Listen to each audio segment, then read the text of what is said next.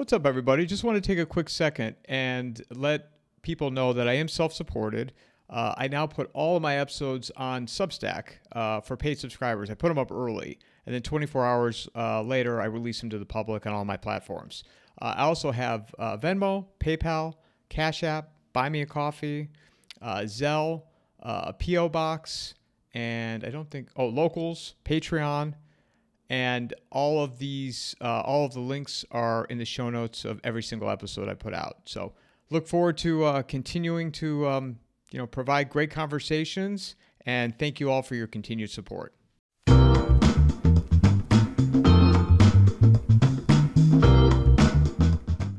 Gentlemen, Monday morning. How are you guys doing?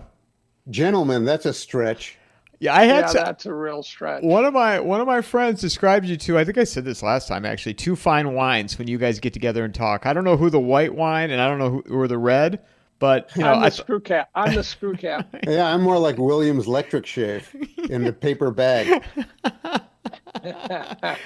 Who would have ever thought that setting up this conversation today, there's a lot happening, like a lot of stuff going on. Well, as you would say, Mike Ferris, there's a lot happening and there's nothing happening. But there's a lot of nothing happening and there's a lot happening out of nothing and a lot is happening. Did you drop acid this morning, Jim? I did not, but I did get up at 4:30 in the morning to write my blog, as is my custom on Monday mornings. And so, it's been a long day here. It's already 3:00 in the afternoon. So, well, and you always think like this, or at least I think, there's moments where the sky is about to fall and then it never does and we just keep limping along. But for me, I mean, looking at Europe today, and I have a relative that's over I think she's in Libsyn right now. I mean, what a disaster. So tell me what's going on in Europe. Give us an overview, Mike, since without Luongo here, we can't get it explained. The Spain, Portugal, and parts of France are experiencing a power outage. I didn't know that. oh, really? Yeah. Oh, you guys both you did didn't know know that. I mean, the entire, a big chunk of Europe is missing power outage? That's right. Yeah, the trains aren't running, and God knows what's happening with the nuclear installations, and who knows? Well, also with that, I don't with the airport. Well, they have auxiliary power. They can run independent of the grid. Mm-hmm. Well, according to this, so Simon Gallagher, one of the things that he had written earlier was saying, how can it take, restoring power across Portugal could take up to a week. Due to extreme temperature variations in the interior of Spain, there were anomalous oscillations in the very high voltage lines, a phenomenon known as induced asthmatic vibration. This is known as galloping conductors, where the wind causes a low frequency but high amplitude oscillation along the conductors, eventually causing them to clash and trip. Well, the interesting thing to me about that is that the weather phenomena are probably timeless and have been going on for thousands and thousands and thousands of years. Right. What's new is the intersection of old and regular or intermittent weather phenomena and this new thing called the fragile electric grid. I agree, 100%. 100%. And also, it could be bullshit. They could be lying to us. It could be the Ruskies did something and they're trying to not give them the credit. Yeah. Somebody wrote about that, how watch they blame Russia for this to try to escalate something else. I would not turn to blaming Russia as first on the list of possible culprits. I think that they would be pretty far down. I don't think Russia really wants to ignite a larger conflict with Europe at all. Yeah, I hate the Russian bogey. I hate the Russian. But the point is, if Russia ever did it, they might actually try to hide it. Ironically, they'll blame Russia for everything that's fake. But I wouldn't want to go there, right off and say it's possible that Russia did it. I think it's highly unlikely that Russia did it, and I'd go with Occam's razor on this one. That the most obvious and likely explanation is and simplest is probably the right one. Javier Blas of Bloomberg wrote, 4 hours ago. Before the outage hit, Spain was running its grid with very little dispatchable spinning generation and therefore not much inertia. Solar PV / thermal plus wind is 78%. Nuclear is 11.5%. Cogeneration is 5%. Gas-fired is less than 3%. Let me point out something that I read a couple of years ago that might shed some light on this. There was a woman named Jojo something or other talking about the Australian grid. And they dumped all their coal-fired power plants and tried to go green, despite the fact that Australia supposedly is the biggest coal producer in the world. And what happens is the grid has an inherent frequency. It's not clouds going overhead. It's not the intermittent availability of power, but an actual frequency. So like at Niagara Falls, you have these rotors spinning around, and they spin at a very, very predictable constant frequency. Now, turns out bringing in alternative energy into the grid requires some jerry-rigging to get it to dovetail with that frequency. And so what the claim was, you can get to about 15% alternative power before it starts getting really challenging to get this alternative energy to match up. And this is something, if it's true, it's one of those stories that we don't get told. And so you just described a huge dependence on the stuff that makes the grid unstable. Yeah, I would agree with that. And although I think there actually has been plenty of discussion about it, it's just that people would rather push the green story than pay attention to the reality of the physics of it. Right. So knowing that, which I'm guessing right now means almost noon Pacific where I am, 3 o'clock Eastern, under darkness, what type of, fuckery, if I can quote you, Jim, could occur with unrest? This episode is brought to you by Vaulted. Launched by McIlvaney Financial Group, with Vaulted, I literally just tap a button and I own physical gold stored in a professional vault. Vaulted is offering all of my listeners $50 of free gold when you click on my sign-up link. They have a tool called Vault Plan that allows you to passively add your gold position every month. Just activate it for 6 months and you will get $50 of free gold in your account. Click on the promo link in the show notes or go to vaulted.blbvux.net/coffeeandamike. Because they're saying it could take up to a week. Yeah, well, I guess we're going to find out. We don't know. Europe. We don't know how fragile European society is. It looks like it's sturdy because they have absorbed so many insults to so many nations and peoples in Europe. They have really just been insulted up and down by their own governments and leaders and by the EU, and they have done not a darn thing about it for the last 5 or 10 years. But who knows? Maybe something could destabilize that, like any other system that is subject to instability from, the last snowflake, the last grain of sand, the last stock trade, whatever it is. And boom, there you go. Also, it's, we're entering the warm season in Europe, the street fighting season. So that's another thing that is a big factor in what happens. I don't know how pissed off the Spanish and the Portuguese are. The Portuguese are they're pretty docile people, it seems to me, having been there once.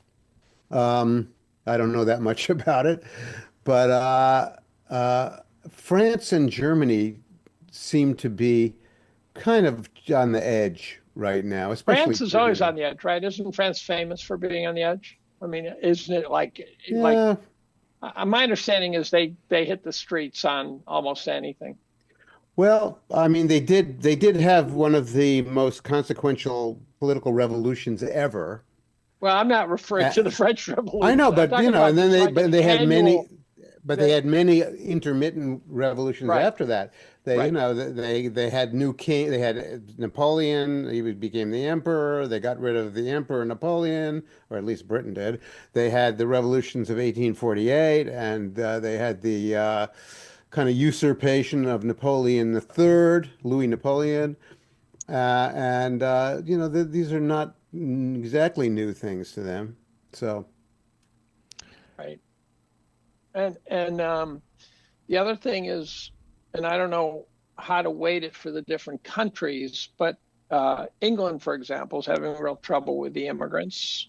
I was on a Zoom call with some parliamentarian. It might not be what they call it, but it's some person who's in the body of people who runs the government, who is the government.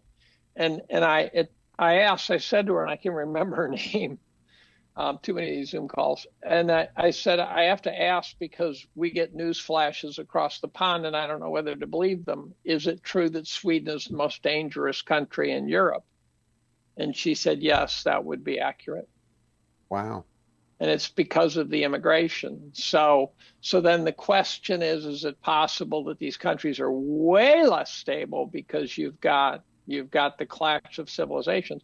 Now, you can make the case that there's a clash of civilizations without pointing a finger at either of the two civilizations. I would make the argument that Islam and Christianity don't mix, period. They just don't mix. And so the best way to have peace in the world is to keep them in their respective neighborhoods and ghettoize them and say, look, Islam, you stay in the Islamic world. Christians, you stay in the Christian world. When you guys start mixing it up on more than just sort of little around the edges, little sprinkling, you run into trouble. When there's I think Europe's known that since about 800 the AD. Crusades, I'm told. But yeah. the question is really, why on earth did they invite millions and millions of Muslims into all of these countries after 2012? I'm guessing for the same reason we did, and I don't have that reason.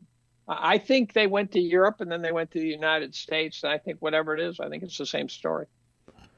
I don't know. The story that seems most plausible to me in the United States is that they simply wanted to overload the swing districts with voters or people who could be maneuvered into posing as voters one way or another through our screwed up election system with no voter ID and mail-in ballots and ballot harvesting and all of that stuff. So that was the reason for the Democratic Party doing what they did, and it was a long programmatic march to that end. In Europe, I don't see anything like that. I don't think they invited Muslims into Britain and Germany and France in order to affect the parliamentary districts. So I would argue that your hunch about the United States is not correct. Really? So why would you argue that? For starters, it's a lot easier just to put Smartmatic voting machines everywhere and do whatever you want to do. So I don't think you have to bring in 20 million immigrants to jerk the election around. And it's somehow that whenever it wasn't just the election though, Dave, it was the census. And it was right. The census thing was a whole different matter. And there was a huge dispute over whether they were going to count illegal alien non-citizens in the 2020 census because it would affect the number of representatives that were allocated to each state.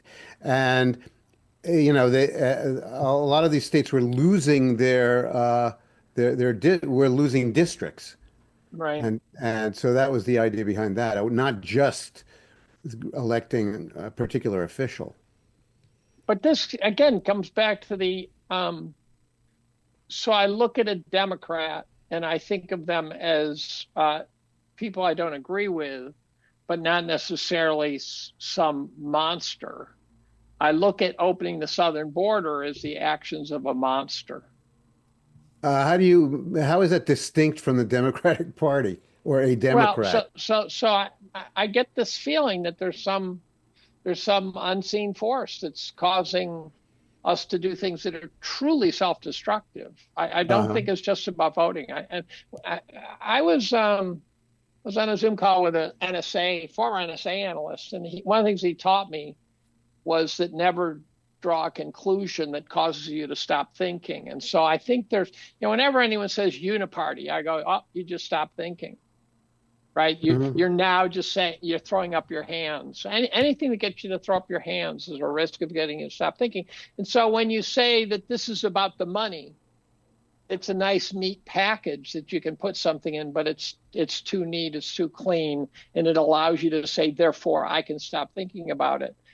I don't buy it's for the money, because it's usually being done by guys who have more money than they can fathom.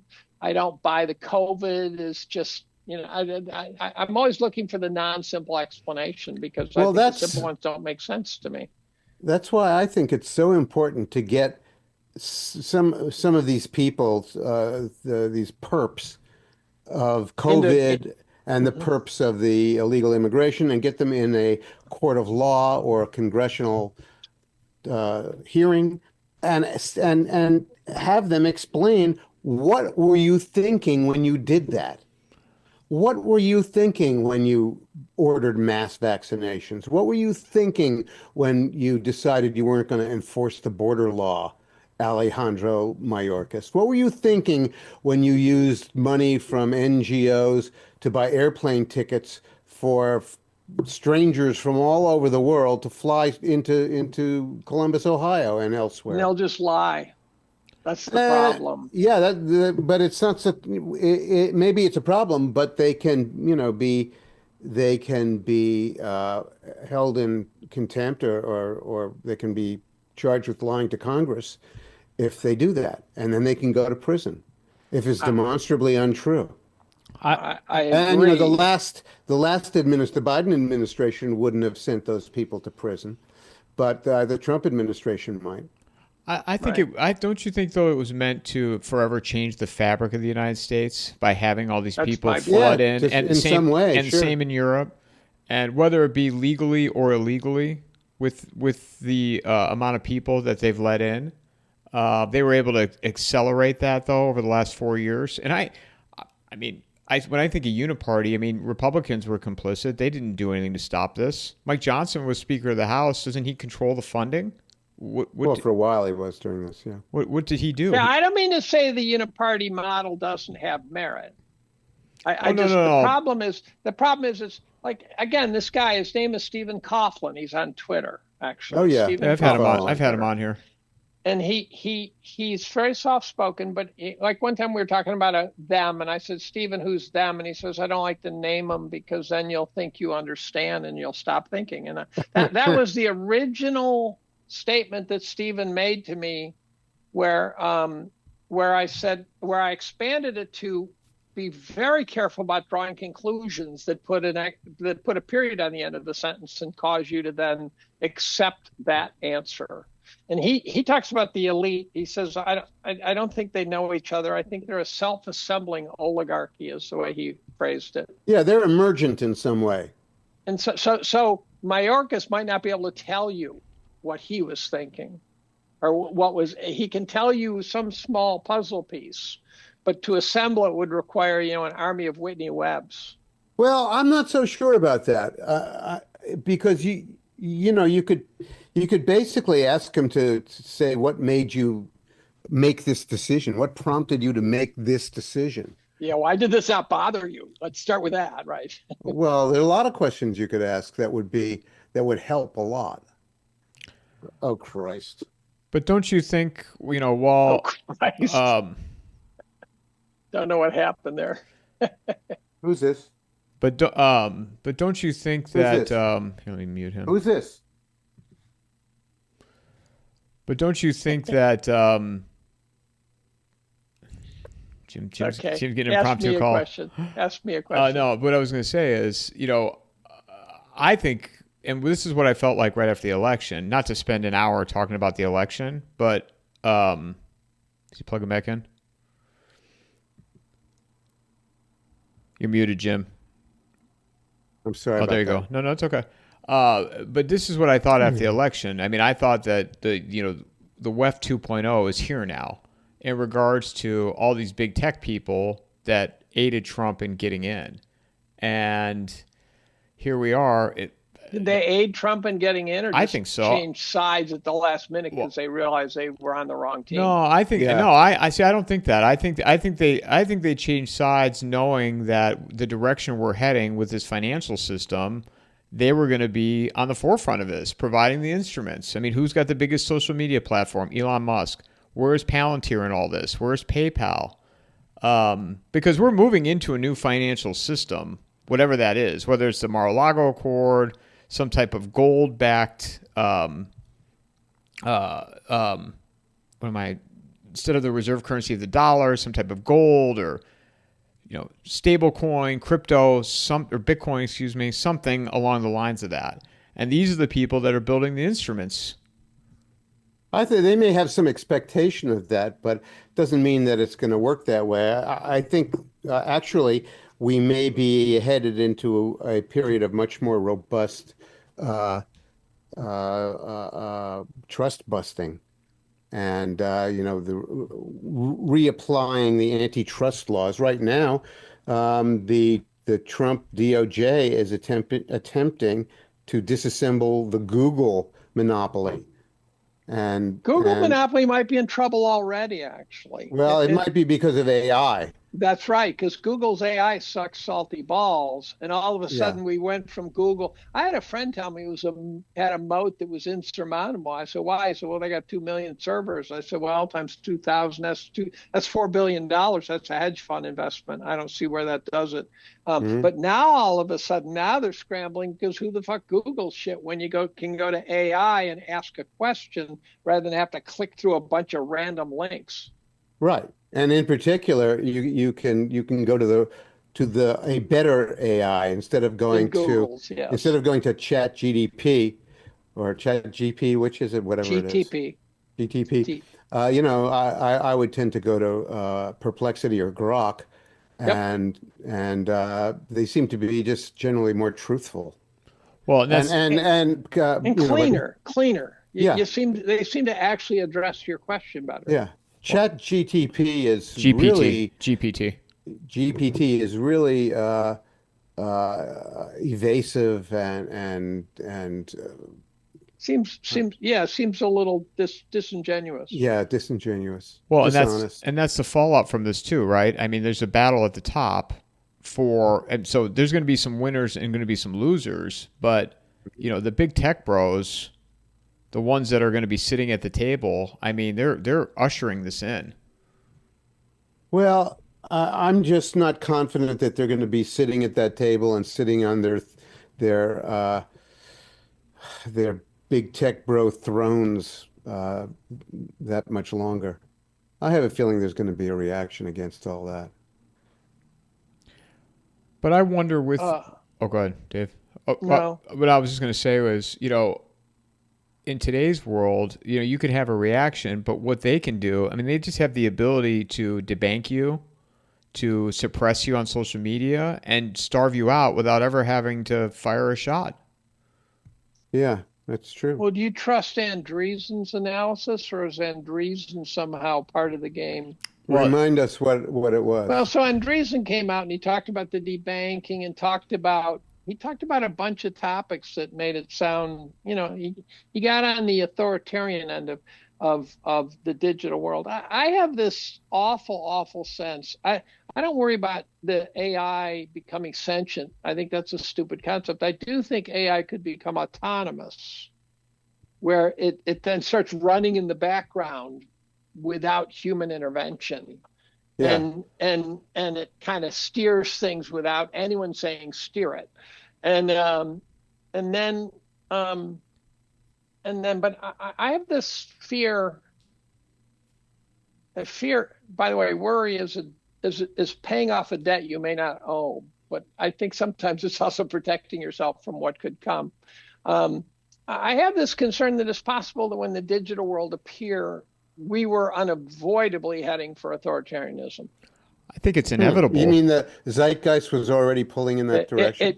The minute it was like an event horizon sort of thing, and we just once the digital world appeared, it was going to take us to authoritarianism. What do you think was the failure in the old 20th century world that prompted that turn towards authoritarianism? Was it simply too licentious and too open, or what?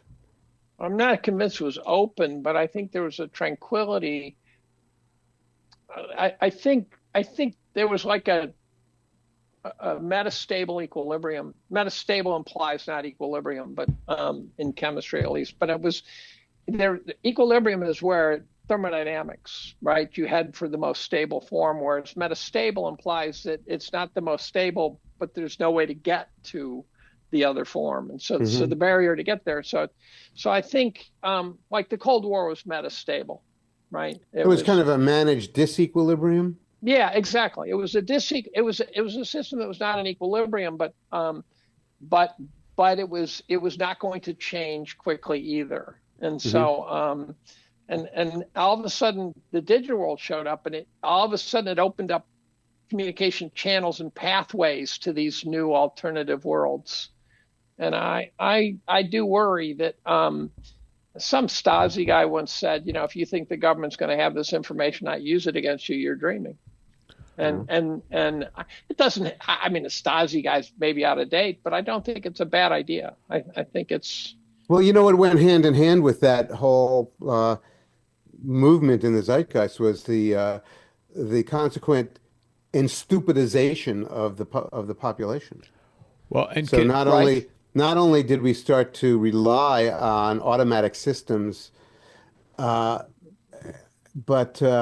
we became less interested in managing our own affairs, and less good at it. I mean, one of the things that we observe in just ordinary everyday life is how difficult it is to find anybody with the skill to fix anything. And that's just a small manifestation of the stupidification of the American public. That's potentially fixable by the free market. That is, we may 20 years from now there may be a lot more guys who can fix shit because there was a demand for it, and it'll get filled. It's a little more like once we invented cities, we invented plagues. You think it goes that far back? You know what I think of hearing you two talk is the iPhone. Maybe that was the KO when the smartphones really evolved with the apps, and because people are just they're in zombie land in society. Well, you said that this morning when I was listening to your chat with Diana West, and I gotta say, you said everybody uses their smartphone. They do everything on it. I don't do everything on my smartphone. I hate using my smartphone for stuff. I use it as a phone to take photographs. But we're also I hate staring at it. You guys, though, I mean, you a little bit older than me. You came, and me too, coming from a different world where we didn't have these things. The young people, they are glued to it. They are in 20 years. Those people will be a little bit older. The next younger generation, whatever the devices are at that point, probably in your brain, but they've got complete control of these people. Well, that's one reason that the electric outage in Spain, Portugal, and France is going to be an interesting episode. Detox. We'll see just how chaotic things get with the electricity down. And people unable to use it. How long has it been down? I think since this morning sometime. Friend of mine saying it's going to be a long outage. They say it could be upwards of a week. And a friend of mine's ex-in-laws live around the Barcelona area, and saying that parts of that area don't have water, or they did not have water. Mm-hmm. Yeah. And that's a whole nother no water. Well, this is why, to me, really interesting. Maybe this was planned. Y2K, I didn't fully understand it for many years. So when Y2K showed up, my brother started talking about it. I wasn't taking him seriously. And then it all of a sudden started to click. And then I sat down with Goldman Sachs, founder of their software group, who happened to be my old college fraternity brother. And it was 97, maybe early 98. And I said, Rick, what about, his name was Rick Sherlin. And I said, what about what about investing in the Y2K remediation? And he said, well, if people haven't fixed it now, they're not going to be able to. And it clicked. I said, holy fuck. And so then I started analyzing the whole Jim Kunstler supply chain breakage and stuff like that, the things that Jim worries about in a more general sense. I said, what will happen? And all of a sudden, I started seeing what the disconnections would do and how grocery stores don't have a storage room anymore. It's all just in time. And just in time not only saved money, but built risk into the system. And so by the time it came, I was ready. And I was warned by someone they said, whatever you do, don't do anything that requires a disaster to be okay. And that was good advice. So don't sell your house and spend all your money on canning butter, that sort of thing. And it came and went. And then I realized years later, at first I was baffled. And then years later, I talked to a CEO of a software company. He said, we fixed it. And I said, no, you didn't. And he said, why do you say that? And I said, because there would have been blowups. There would have been brush fires. We would have been putting them out for a while. There was absolutely nothing. And then I reflected back. The guy named Yeager was the one who was pushing it the most. And about 6 months before the millennium rollover, he stopped pushing and said, we're fine now. And I go, what do you mean we're fine? No way are we fine if what you've been saying all along means we're in trouble. And the Fed set up a Y2K control center and all sorts of shit. And it turns out that, therefore, my conclusion, I'd say years later, was that the whole thing was a grift. The entire thing was a grift to sell software and hardware. And they sold a whole lot of it, and then we had a recession. Yeah, the dot-com recession. Yeah, that's exactly right. And that was Yardeni's best case scenario, which turned out to be exactly what happened. And then after that, he never made another bearish call because he paid so dearly for that one. But then we were already sort of being duped by then. We were already the system was already rolling forward. By the way, I just read an article by one of my colleagues who's a brand new assistant professor in the econ department, and he talked about some of this shit. And I actually took the trouble of sending him an email, but he talked about the trouble we're in. It was very Trump-sounding economics. Change topic quickly. Catherine Austin Fitts, who is always out there on the perimeter of society looking in, her talks lately have been really focusing on, she's not a super Trump fan. She hasn't been historically, but she's talking about what Trump's doing is this gigantic global reset. And he's going to have to stickle like a Russian gymnast. But she paints a very big, grand picture of this is what is being attempted. And it's not something small. It's not just getting some factories on shore. It's really a major geopolitical shift that he's trying to pull off. Yeah, and the Europeans seem to be kind of the unfortunate fulcrum of it, and they're getting kind of crushed under the seesaw that's rolling on them. Well, it's because of London. Oh, according to Tom. I just had to say that. Yeah. Hi, Tom. Well, but that's what Matt Smith was talking about a few months ago too. And he did a whole thing up, earlier today about the U.S. House Armed Services Committee and how they're doing it. They passed, I think it's law.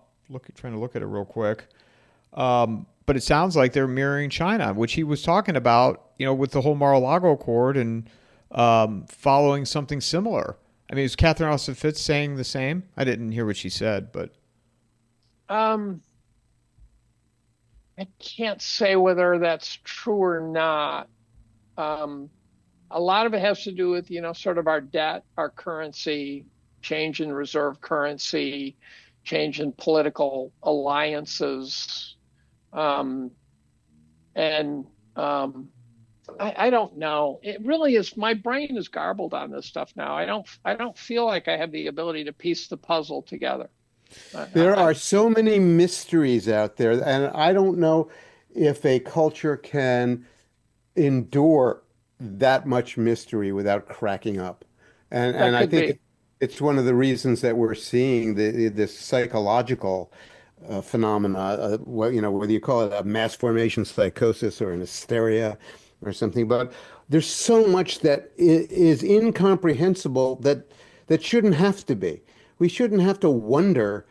Uh, we shouldn't have to wonder who and what was behind Russiagate, or what was the we shouldn't have to wonder whether or not Joe Biden was actually corrupt. The answers are out there, and we've seen them all.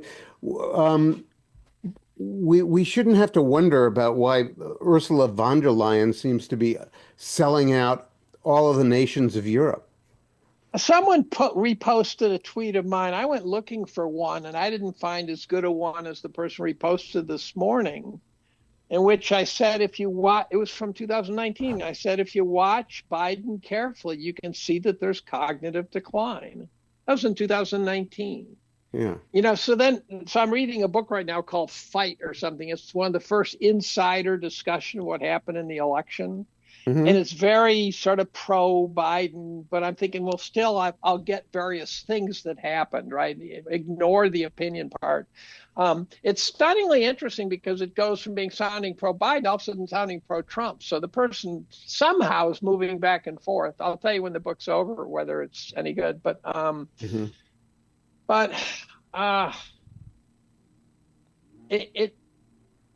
They, in this book, they don't pay any real lip service to the possibility that his brains were scrambled, all through his first campaign, not just his second. Well, the Overton campaign. window hasn't opened wide enough to admit that thought, and that's why it was so funny and insane that the reporter from AP got up at the podium for the correspondents' dinner over the weekend. The black woman? No, he's a white guy. And okay, there were several. There were several that gave interesting speeches. And he got up and said, we really missed the story on Biden's decline.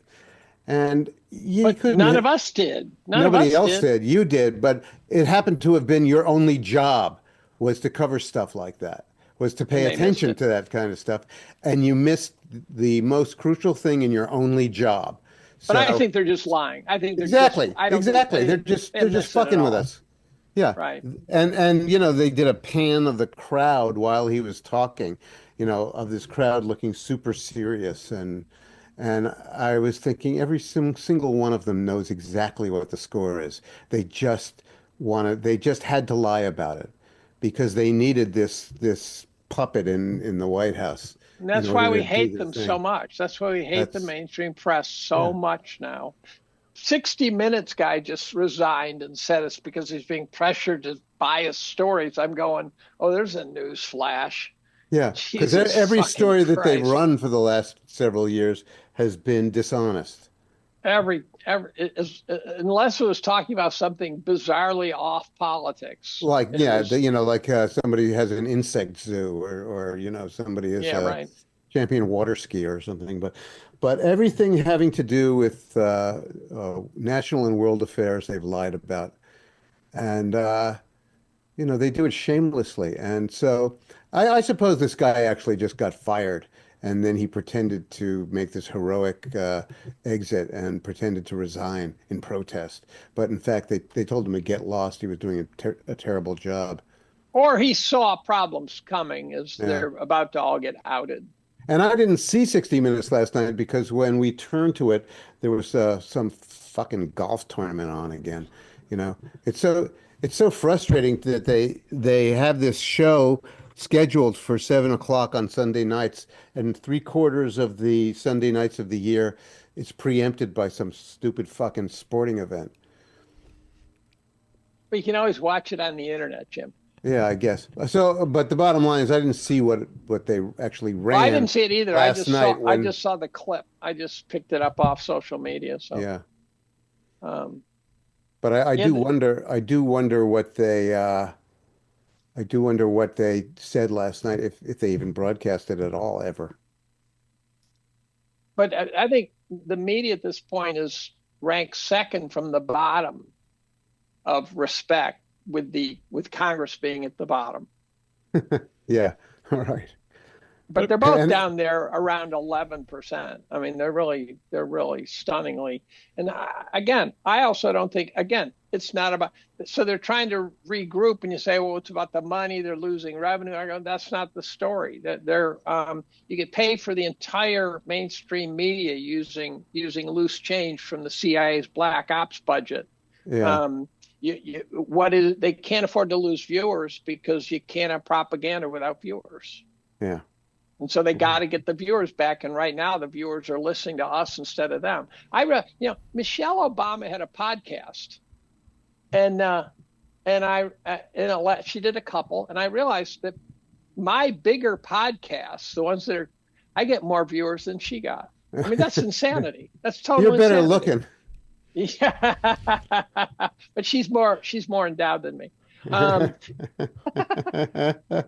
don't you wonder now too, though, even on the right? I mean, that I feel like the propaganda is coming on both sides right now, and there's just not as much objectivity. And this is where, I thought after the election and like the inevitability of where this was going, because as long as the technology continues to advance, it's the CBDC is here. They're not gonna. They're gonna introduce it when they're ready. It's already here. Well, it's basically here. You do everything on your phone.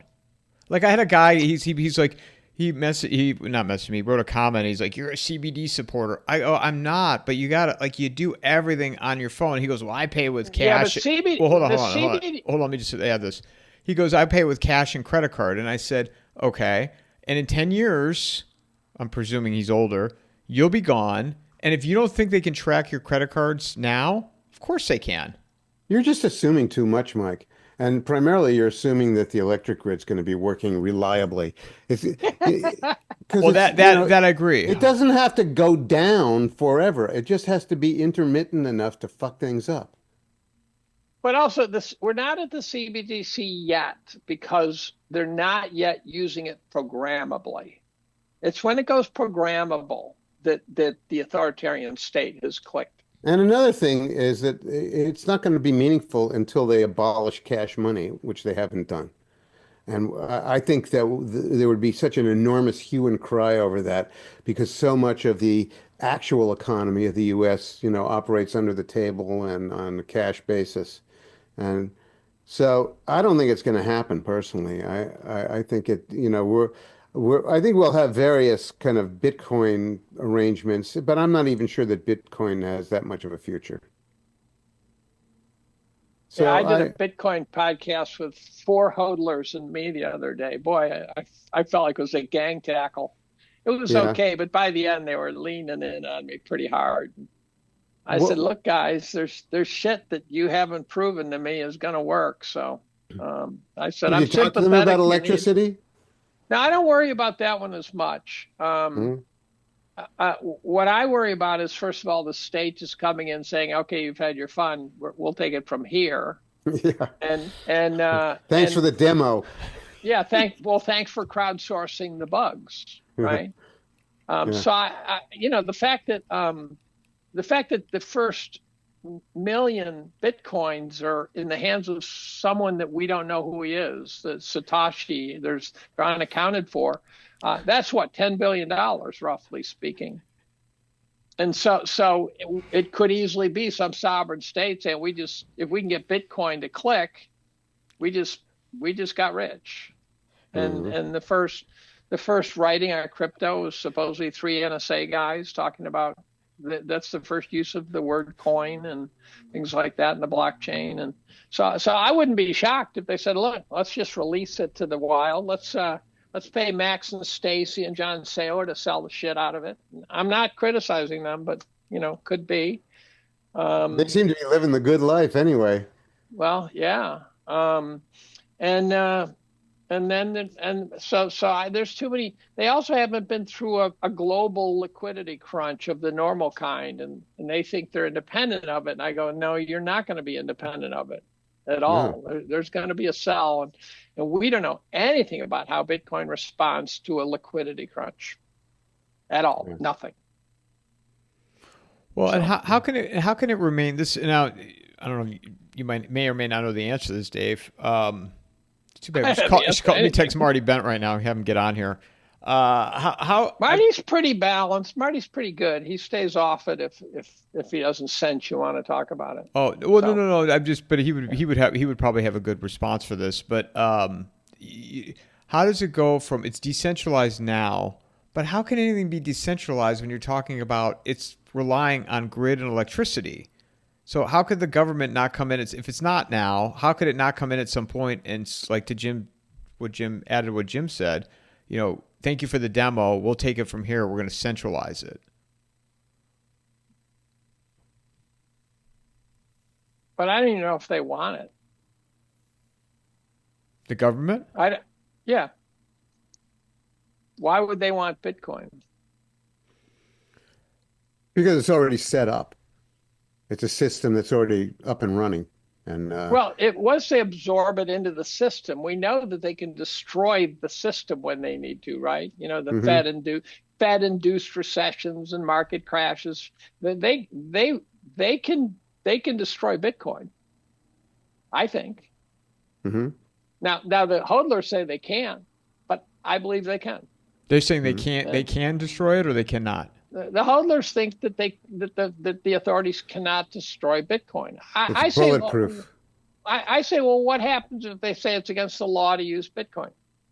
They go, well, you moved to El Salvador, and I go, I'm not moving to El Salvador. Thank you very much. Right? And if it's against the law, then it becomes a black market chit, and that's just it'll have value as a black market chit, but they'll throw the goddamn guys away. What if you find out? What if 10 people own a huge percentage of the Bitcoin? Well, you send out 10 CIA guys and cap them. Those Bitcoins just disappear. Yeah. Well, I do believe we're heading into some kind of a grand financial reset or monetary reset of the kind that Mike was alluding to. But I think that it will be characterized by things repricing to compensate for the grand and catastrophic mispricing of so many things the last 30, 40 years. And that what we'll see is a lot of things that really have no value going up in a vapor, including possibly Bitcoin and things like it. So I do think that there will be a serious reset, but it has to be in the direction of simplicity rather than more complexity. Well, so much of finance now is counterproductive. I mean, for private equity, they burn in hell. It's not a destruction machine. It's a destruction. It destroys enterprise. I'm sure there are private equity guys who are good. They must exist, but there's countless private equity.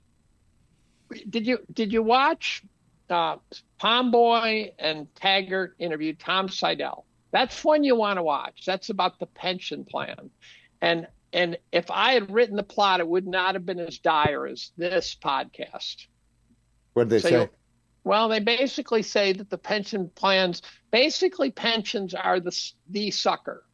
The sucker. And I've always referred to dumping it in Kentucky's pension plan or something, but they're in terrible shape. So the way they describe it, Seidel describes it as pension plans where you offload risks, where the banks, if they got to get rid of some, 3 or 4 letter piece of shit financial thing, they dump it on the pensions. Now they're dumpsters, basically. They're dumpsters. Yeah. They're dumpsters. They're the sucker at the table who hasn't figured out they're the sucker at the table. Now, the private equity guys are unregulated, don't have to mark to market. And so there's a ton of private equity guys who are flat out broke who haven't yet fessed up. And at some point there's going to be some, pulling money out of the pension funds. At some point, the system's just going to break. Uh-huh. And it could be a slow motion oxidation, or it could be an inferno. I asked Steph if there was a trigger that she could picture that would cause a cascading failure, a quick one. I didn't get a definitive answer. I got an answer, but it wasn't definitive. But you're left with the sense that there's this gigantic perception of wealth, as you say, And then you got the private debt market. So the next crisis we have, the word private will be all over it, whether it's private equity or private debt, both. It's going to be private because it's hidden risk. It's when you hide the risk that you get in trouble. Yeah, and the risk is to just too many promises that have no possibility of being kept. Yeah. Yep. So how do you rejigger a system based on promises that can't be kept? And I guess part of the answer is you just have to suck it up and have a workout and assign the losses because somebody's got to take the losses. So Trump might be trying to burn it to the ground. I think that he is trying to somewhat kind of do a demolition so that the rebuild can commence more quickly under his administration than if it was a slow burn. Because I think they do have an idea about rebuilding both the financial scaffold for the economy and the on-the-ground economy itself. I don't think it will ever be the economy of 1962 again. Right. And I think that it's going to be a far more simplified and lower scale economy. And I've thought that for over 20 years. I don't think that Mr. Trump necessarily believes that because he thinks big about everything, and I think he'll simply prove to be wrong about the bigness of the next phase of American life. But on the whole, I think his heart's in the right place, and I think he may be adaptable enough to be able to see how this thing is going once it starts, and to realize, no, we're not going to be the America of 1962, and Detroit is not going to come back to what it was 70 years ago or whatever. But we are going to make an awful lot of new arrangements, and we are going to recover some important things like everyday skills and a sense of meaning and purpose in our lives, and probably a sense of community, of belonging to a particular place, and perhaps a restoration of the institution of the family and some other important institutions other than the NGOs of USAID.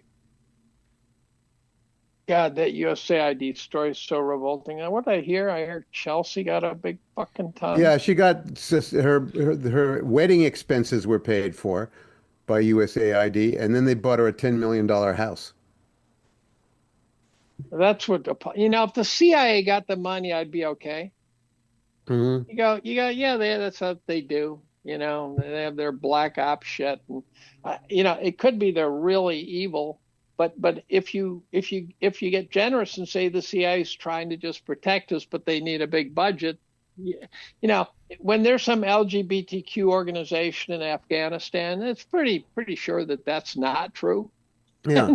Well, Stacey Abrams is getting $2 billion. Well, for but what? she didn't get $2 billion. She was affiliated. She was affiliated with the $2 billion. She might have gotten 50,000. Oh, I think she got quite a bit more than well, that. I don't, but I have no idea unless because $2 billion. I don't know exactly, but I do believe that she's going to be investigated. $2 billion is $2,000 million. It's a stunning quantity. And $2 trillion is $2,000 billion. Yeah, that's $2 billion. Yeah, that's a lot. That's a lot of money.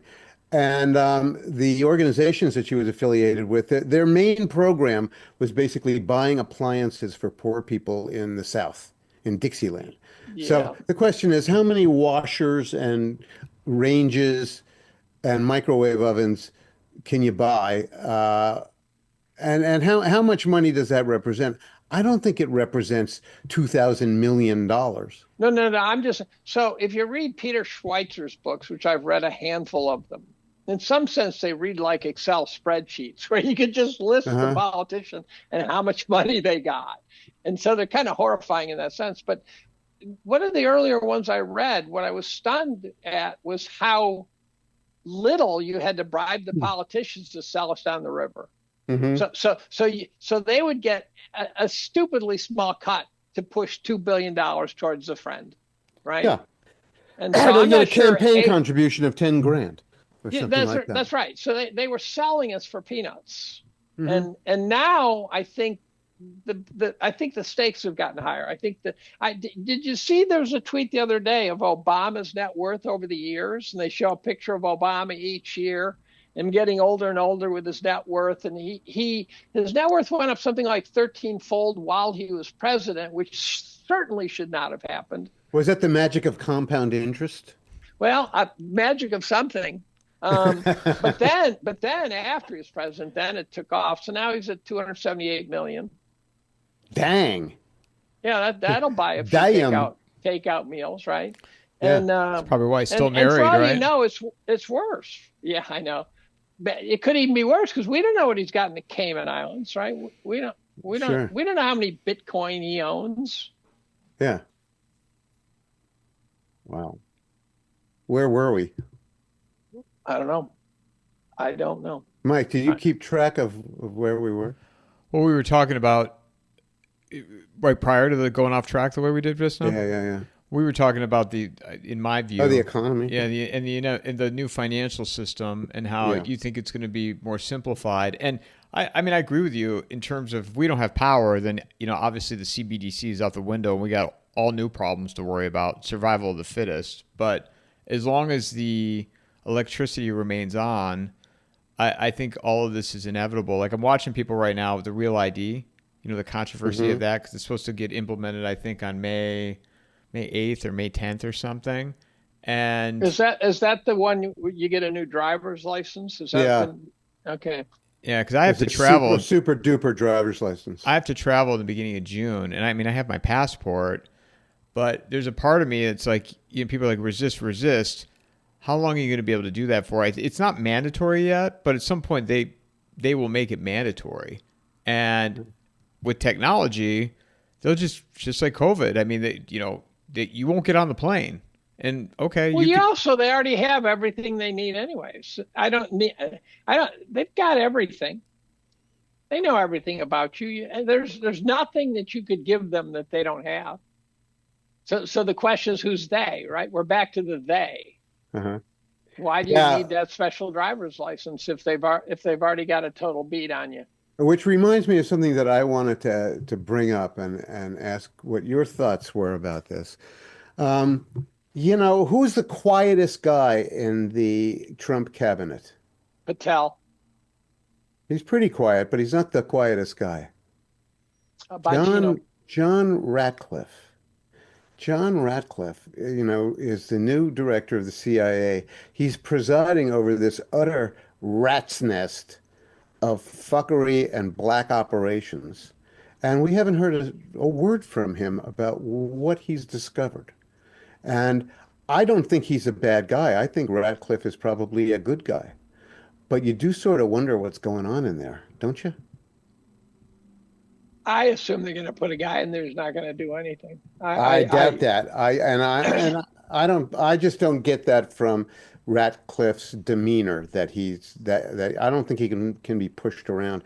There was an interesting tweet yesterday or essay or piece by someone, I guess it was an article, might have been on Brownstone, I'm not sure, to the effect that one of the enormous problems with the Ukraine war is that the United States government is not the entity that's involved in the war. It's the CIA. And he said that presuming that you would understand that the CIA is distinct from the US government, which it really shouldn't be. And yet there it was. So I think they're a mob, right? I think they're basically a mob.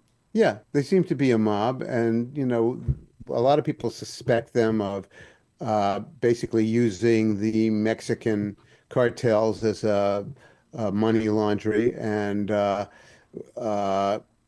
being involved in just an enormous array of nefarious activities, which makes sense to me. And the question really is, how rogue have they gone, and how difficult is it to rein them in? And what is going on with John Ratcliffe at the CIA? I don't know. I thought Bill Barr looked like a decent guy for quite I a thought he while, did too.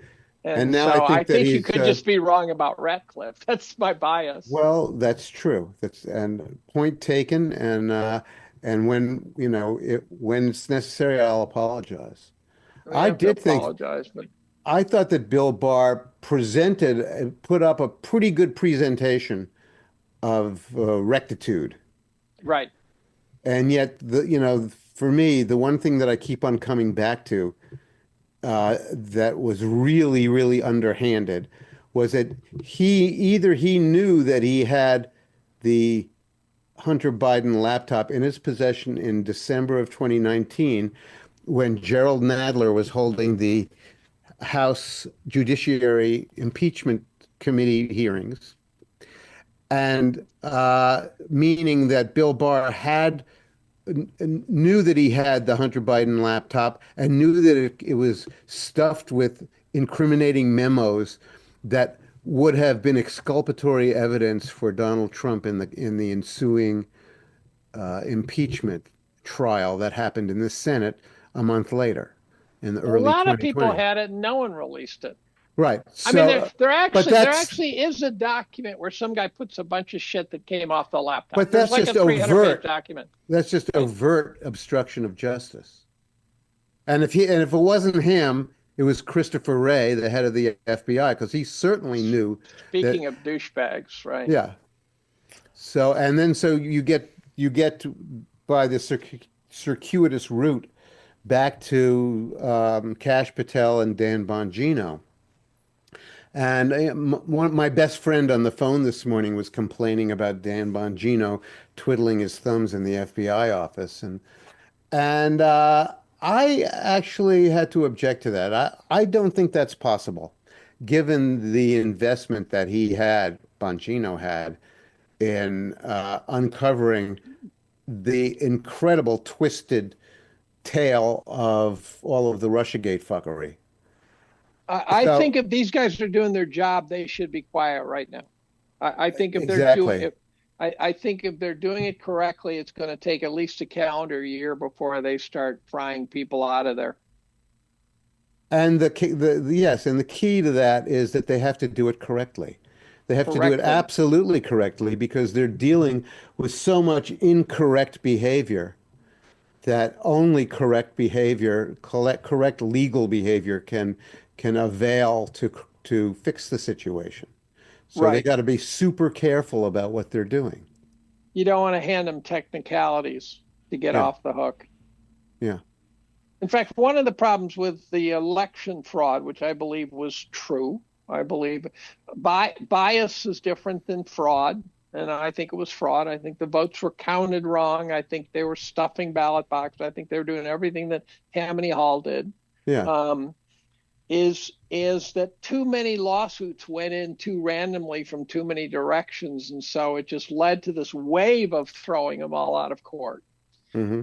If there had been one or two really well focused ones, and where's the Anthony Weiner laptop? Let's ask that question. That one's got more dirt on it than the Hunter Biden laptop, in my opinion. Supposedly it does. And supposedly all of the policemen Are in New York dead. policemen who saw what was on it have died mysteriously.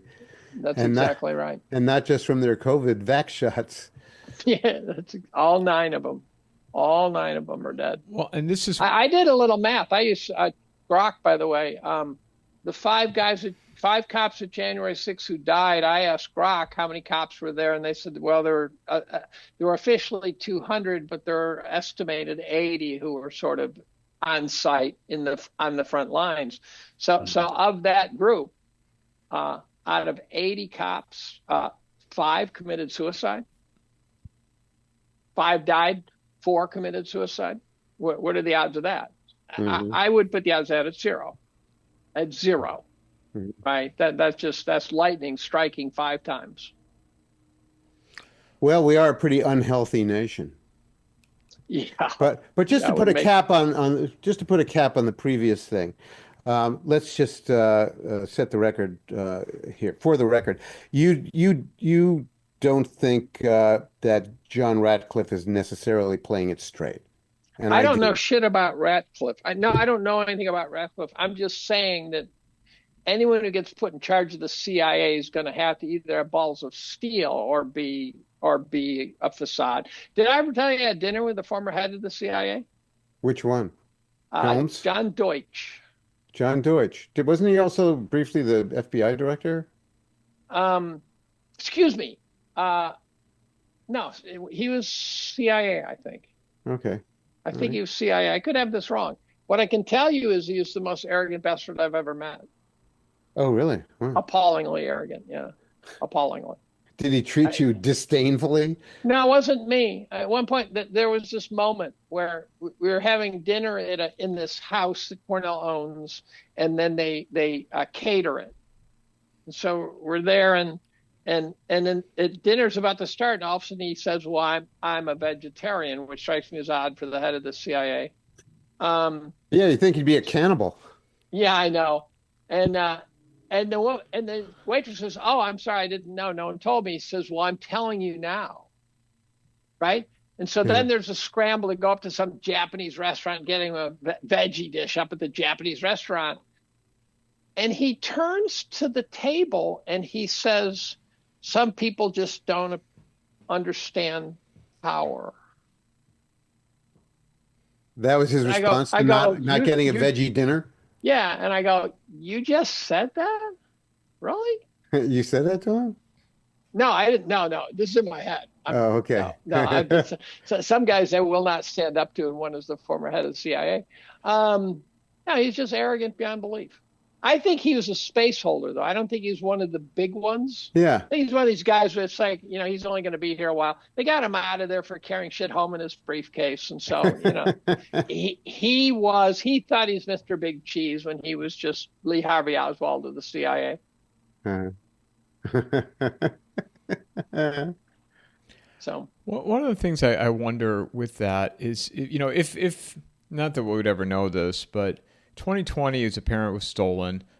I still believe 24 that, big tech did not allow the other side to cheat because the mechanisms were in place in certain states to do it, except for Arizona. But, does 2016, I mean, how long has this been going on for? It was 2016 was part of the plan to have Trump win in 16.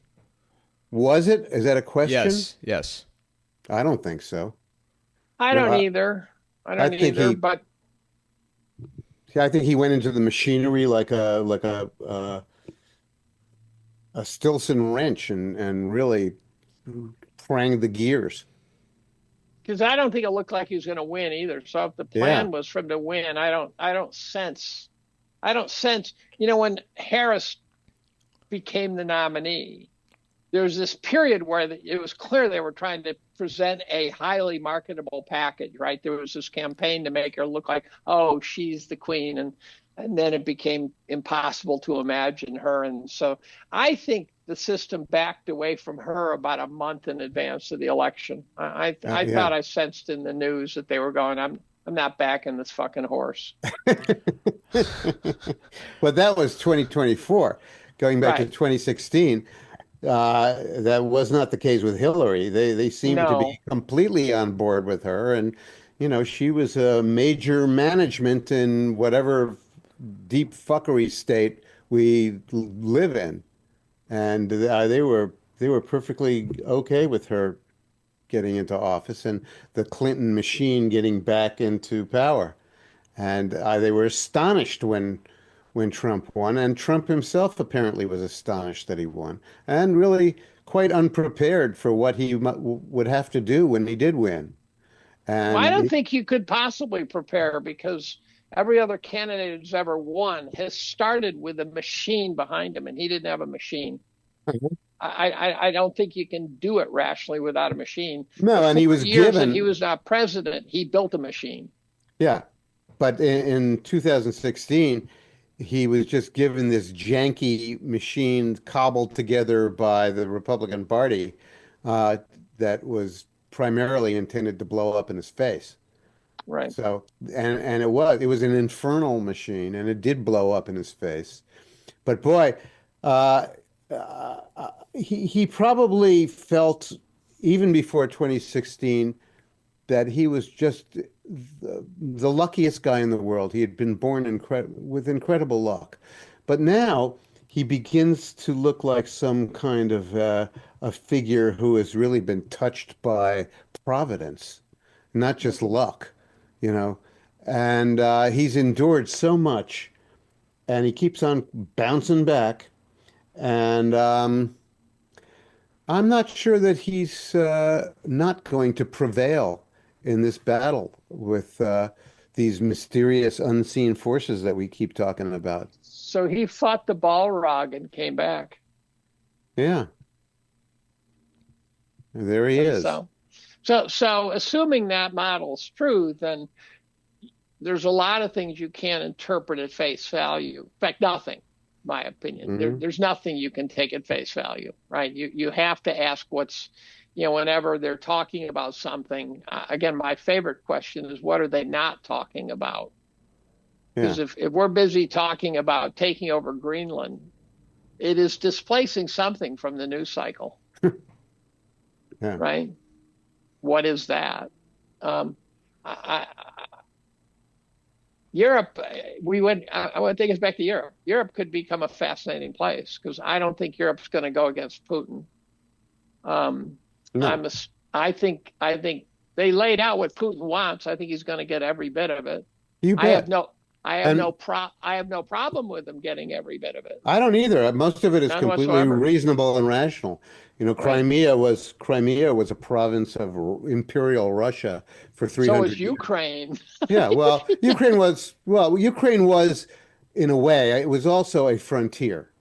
And that's why its name is Ukraine, because in Russian it basically means, borderland, frontier, no man's land, uncharted territory, blah, blah, blah.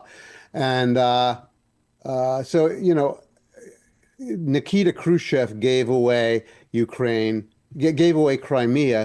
administratively to the Ukraine Socialist Soviet Republic in 1956. I thought he gave away Ukraine in 57. He gave away Crimea to Ukraine in 57? Yeah, because Ukraine was already a socialist Soviet republic. Okay. Under the USSR, just like Kazakhstan and, Tajikistan, what have you. Okay. But Nikita Khrushchev gifted Ukraine to them administratively because he was a Ukrainian and Khrushchev was. And I think he was a Ukrainian from the Donbass, but he gave it to them to administer. And it remained, and basically, if you think the Soviet Union was Russia for that period of time, the Crimea remained its important naval base, and and important in other ways too. And it was only the last 30 years when Ukraine became a sovereign nation apart from Russia in any way that it became a problem for Russia to not have possession of Crimea because, basically their most important warm water port is located there. And, once Ukraine became overtly hostile to Russia, it's self-evident that they had to repossess it. Right. And they did. And, I've said this before, but Ukraine and that whole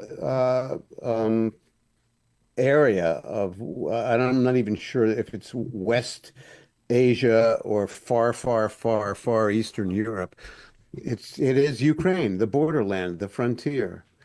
It really is in Russia's sphere of influence in the same way that the Monroe Doctrine presents America as presiding over the Western Hemisphere. So this is self-evident to the rest of the world, and Russia's position ought to be self-evident to us now, and it will be eventually. I think the way things are going right now, Zelensky is in the process of being nullified as an actor. I wouldn't underwrite his life insurance policy. That's for damn sure. Yeah, he's either gonna quit Ukraine physically and just relocate, and he might be killed in the place that he relocates to, or he's just going to be overthrown, or he's done, and he's not going to participate in as the Russians like to say, he's not negotiation worthy. Right. So they're not going to negotiate with him.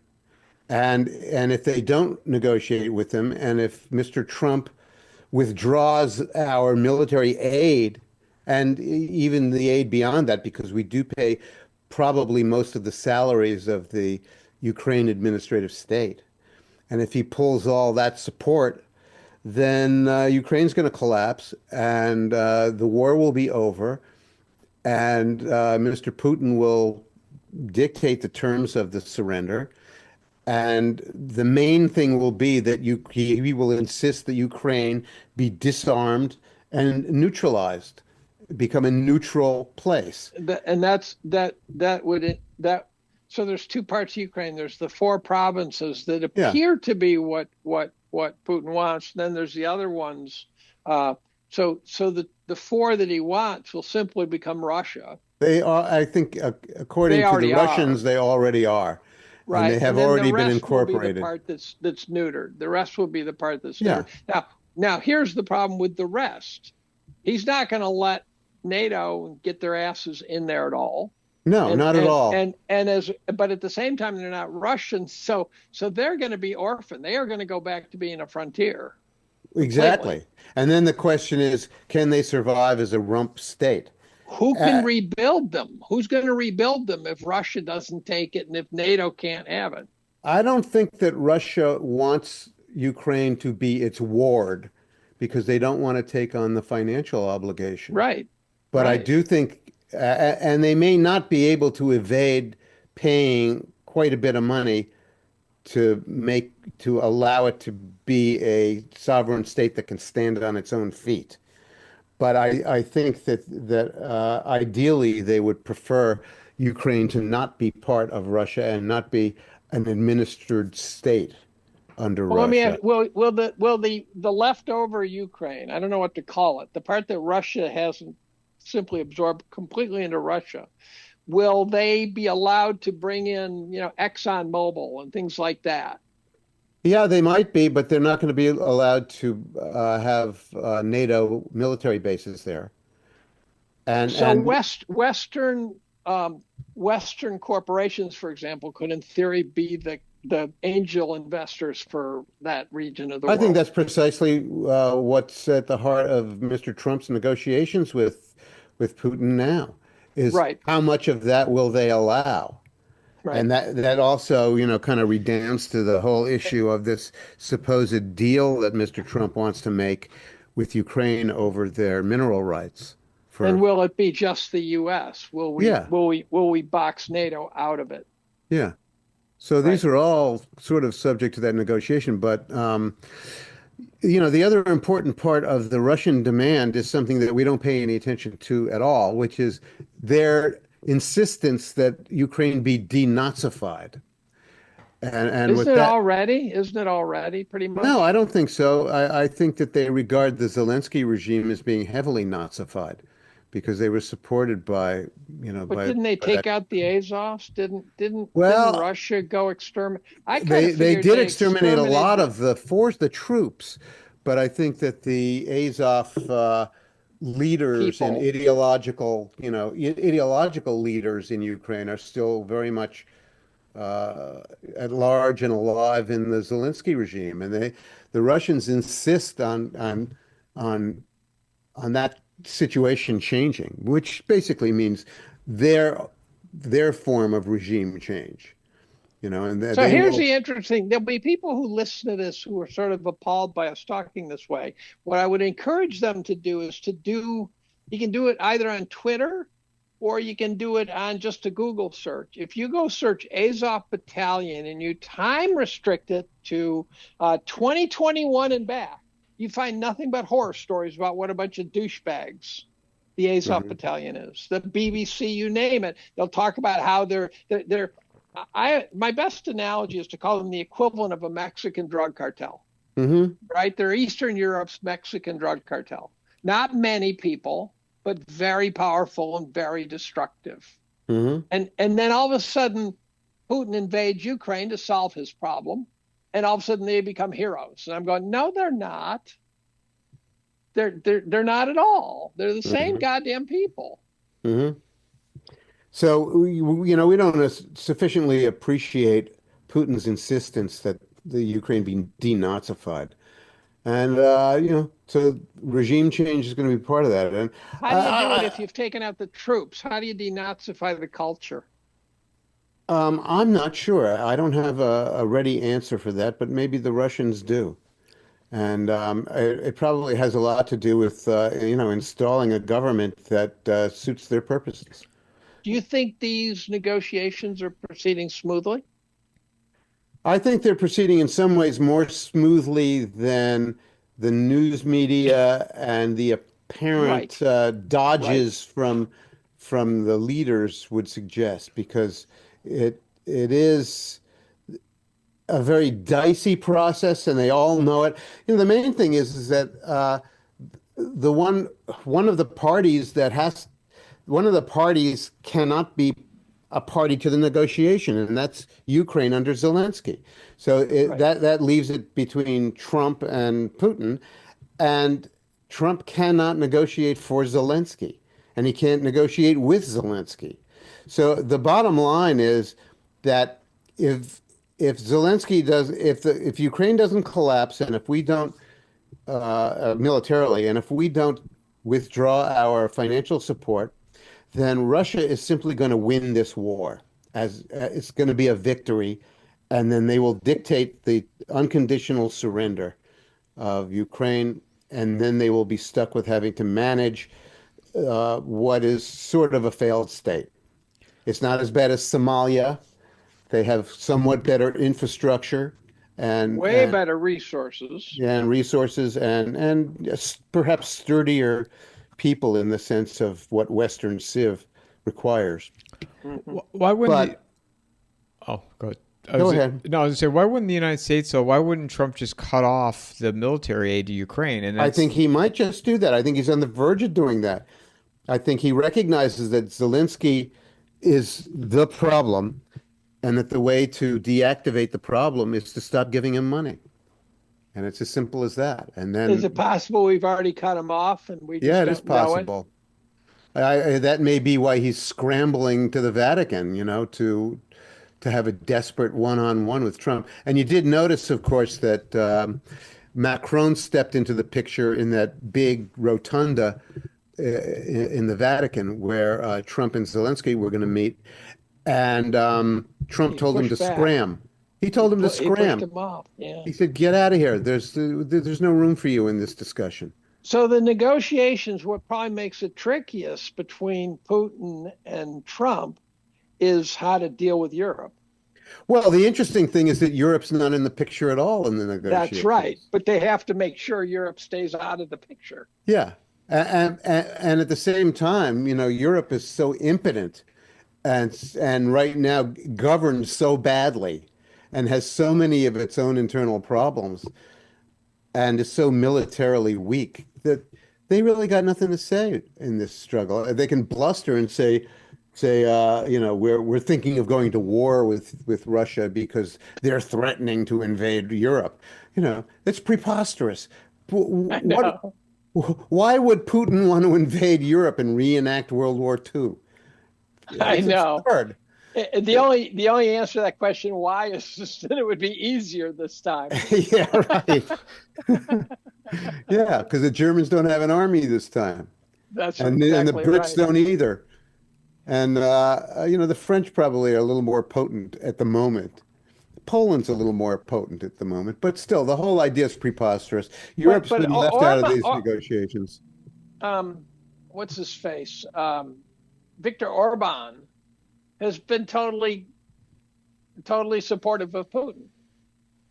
Yeah, and I think because he recognizes reality, Right. where the Friedrich Merz and Olaf Scholz and and Macron and Starmer do not recognize reality. They're reality optional leaders. What's the name of the Polish guy, the defense minister? Come Tusk. on. Oh, Tusk is the president. No, he's the defense minister, Smirsky or something. I went and watched him debate. Him and someone else debate.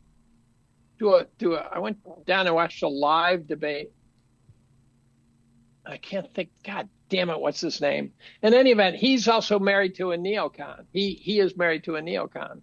Oh, you're talking about Come on, Anne Applebaum? Yeah, who's she married to? Well, what's his name? Who is she?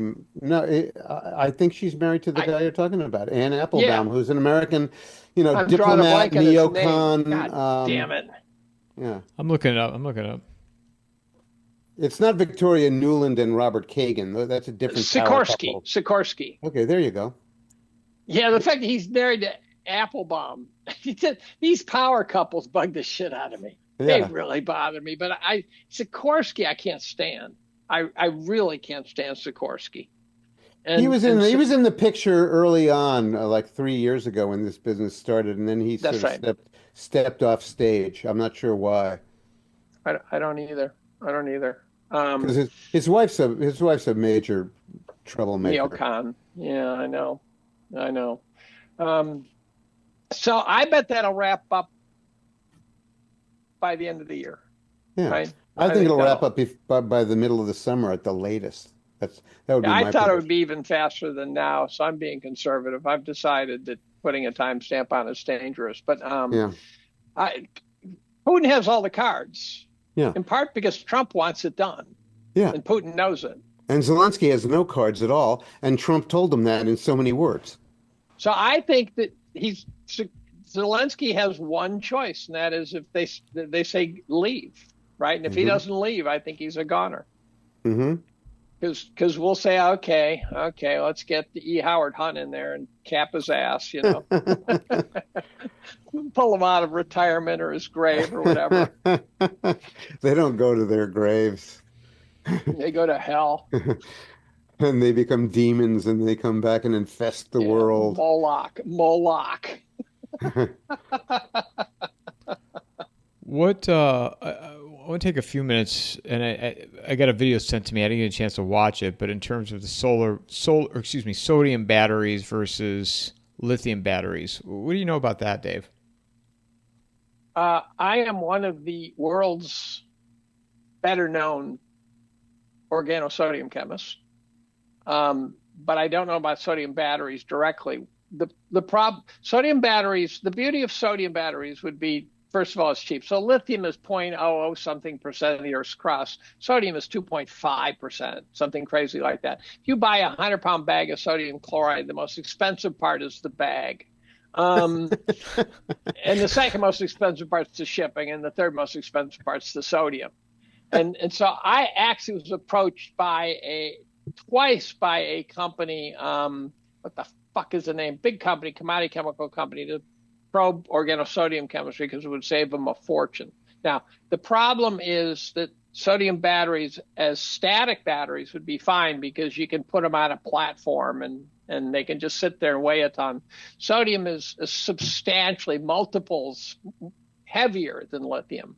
So for every Avogadro's number of electrons that lithium puts out, it takes probably 5 times the weight of sodium to put out the same amount. There may be other technical problems I don't know about, but just the pure weight wise, the weight per electron, per current, per amperage, is way higher. And so putting it in a car, putting it in any sort of movable vehicle doesn't make sense to me. I could be missing something, but it doesn't make sense to me.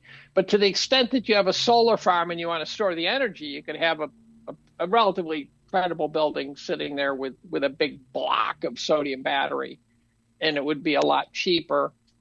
There's things in sodium batteries like cobalt, which is mined by slave labor in the Congo and stuff like that. And cobalt, there might be other elements that are more problematic than the sodium.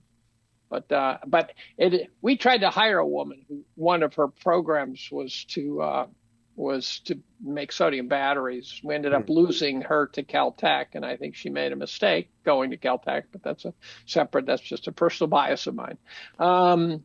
And so I've always been a fan of the sodium battery idea. So not in cars. I don't think it's something I don't think you put in anything that's movable because of the added weight. Mm-hmm. And again, if someone's listening to this and I'm wrong for some reason, send me an email and tell me that, because that's been a strong opinion of mine for quite a while. So I will stand corrected if there's some reason why you can get more electricity out of sodium per gram or per pound than lithium. But did you happen to see the commercial that got onto the internet for the first time last week about a new truck company called Slate building a minimum cost pickup truck for $20,000? That it was an electric truck that had a range of about 270 miles at best. In a climate like you and I are in, it might be considerably worse, and especially in the winter. But very, very basic truck, no bells and whistles, roll down windows, no electric, you mean electronic stuff. Hand crank hand crank windows, no radio. A lot of this stuff is optional, by the way. You can add stuff to it. But the base price for the basic truck is $20,000. Is this China? Is this Chinese? No, it's American, and as far as I know. And it's a fabulous idea, but this seems to me to be an idea that it's been in my head. It's not as though I could carry it off because I'm not a business person, but I fail to understand how, for the last 20 years, nobody has started just a basic car company that could deliver a vehicle not much more complicated than a golf cart, that would be roadworthy, that would be, you could get a license for it or drive on the road, that would only cost a few $1,000s. Right, something slightly above an all-wheel drive sort of. Yeah, an all-terrain vehicle or something like that. ATV, right? Yeah. ATV with a little heat. And I fail to understand why someone like General Motors or Ford or Fiat Chrysler hasn't just put one out for the multitudes of people who. You can still buy something like an Impreza for about 20-something thousand. It's not, it's not electric, but it's. I think my again highly uneducated opinion is we're going to stop at hybrids. I think the apex is going to be hybrids. Where I drove a hybrid for the first time. It was a truck. I got an economy car, and you know how they give you whatever they have. Forget about what you reserved, and they upgraded me from an economy car to a Ford F-150. I'm going, well, I got a lot more, and it had like a 700-mile radius as a hybrid, and well, because it has a full gas tank and a battery, right? Yeah. And I don't think the Optimum is going to totally get away from internal combustion engines. Do you have any insight as to why the electric car failed in like 1915? Because it came on board and it was competing with the internal combustion engine pretty well for a few years, and then it disappeared altogether for 70, 80 years. Mike, can you do me a favor and do a Google search, and if you find it, share it? The Google search is electric scooter 1912. Yep, and go to images. If you could, there's a woman standing on one, and if you can share that screen, this will melt the goddamn circuits of the viewer. Do you see that lady with the hat and everything's long dress? Electric scooter 1912. I don't know why. And, I hear about drones and I go, drones used to be called RCVs, right? And the drone technology doesn't seem to require anything that it seems like they could have been popular years ago, right? But you guys used to just make planes. I got the lady. Yeah, share the screen. All right. Hold on a second. I got it. I got it. There it is. Show that scooter. Scroll down. Tell me if you saw that today, you wouldn't even think twice. Yeah. Looks like a pretty cool machine. That's 1912. Yeah. Now And then, search Harley and Davidson, 1906 or something. Harley and Davidson, 1906.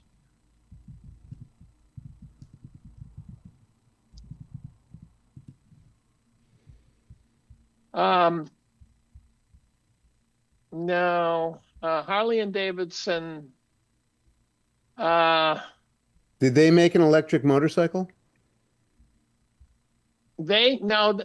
Just search Harley and Davidson. Just search Harley and Davidson. Take out the 1906. Scroll down now. Boy, mine shows a different one than you. Harley and Davidson.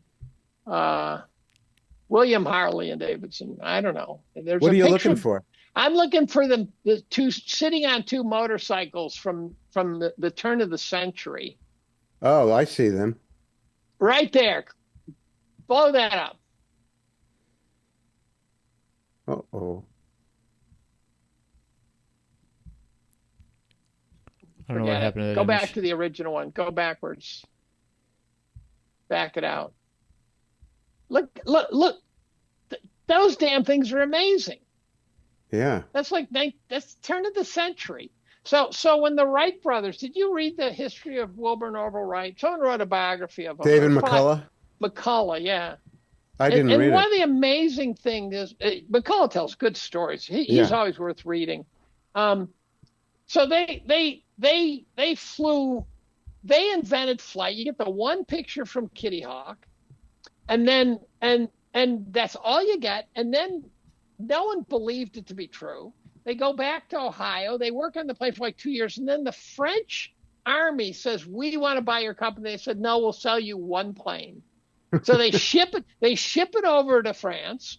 By the time it gets there, it's beaten up. You wonder if it was beaten up for a reason. They rebuild the thing. That's it. Look at that. Those things are like turn of the century. Those are amazing. Yep. And they have pedals. And you got to figure those things move, right? I bet you those things really, really move. So then they keep pulling it out of the shed in France, and half the crowd are excited, half think they're a bunch of charlatans who are liars. And their first demo in France, the first demo that actually showed the world that they had flown, they were flying figure eights. The next year, they had a contest for air flight and 23 fucking entrants. Yeah, right? and then the next year they were in World War I, fighting each other. The Lafayette Espadrille. And then one of them, the one who survived long enough, I think it was Orville, lived to see jets. Yeah.